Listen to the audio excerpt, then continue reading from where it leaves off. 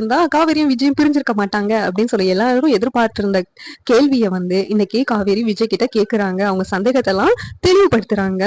காவேரி விஜய் கிட்ட விண்ணில வந்த பிறகு என்ன நீங்க ஒரு பொருட்டாவே நினைக்கல, என்ன எந்த பொண்ணா இருந்தாலும் அதை ஏத்துக்க முடியாது அப்படின்னு சொல்லிக்கிட்டு இருக்காங்க. வெண்ணிலா மேல நான் இறக்கம் தான் காமிச்சேன், உன் மேலதான் நான் உண்மையான லவ்வே வச்சிருக்கேன், உன்னை பிரிஞ்சுதான் என்னால இருக்க முடியாது, வெண்ணிலாவுக்கும் சரியாகிற வரைக்கும் அவ நம்ம வீட்டுலதான் இருப்பா, அதுக்கு பிறகு அவங்க ரிலேட்டிவ்ஸ் விசாரிச்சுட்டு இருக்க அவங்க வீட்டுக்கு அனுப்பிடலாம் அப்படின்னு விஜய் சொல்றாங்க.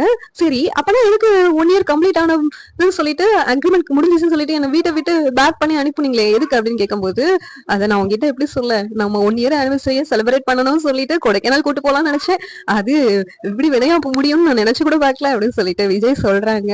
இன்னொரு பக்கம் சரி அப்பனா டிவோர்ஸ் பேப்பர்ல எதுக்கு சைன் வாங்குனீங்க அப்படின்னு கேக்குறாங்க. டிவோர்ஸ் பேப்பரா, டிவோர்ஸ் பேப்பர்ல நான் சைன் வாங்கினேன், உனக்கு ஈக்குவல் ஷேர் கொடுக்கணும்னு சொல்லிட்டுல நான் நினைச்சு சைன் வாங்கினேன், அது இல்லாம நம்ம ஆபீஸ்க்கு எப்படி ஆக்கணும்னு நினைச்சேன், அதெல்லாம் இப்படி மாறும் சொல்லிட்டு நான் கொஞ்சம் கூட எதிர்பார்க்கல அப்படின்னு விஜய் ரொம்ப ஃபீல் பண்ணிட்டு சொல்றாங்க.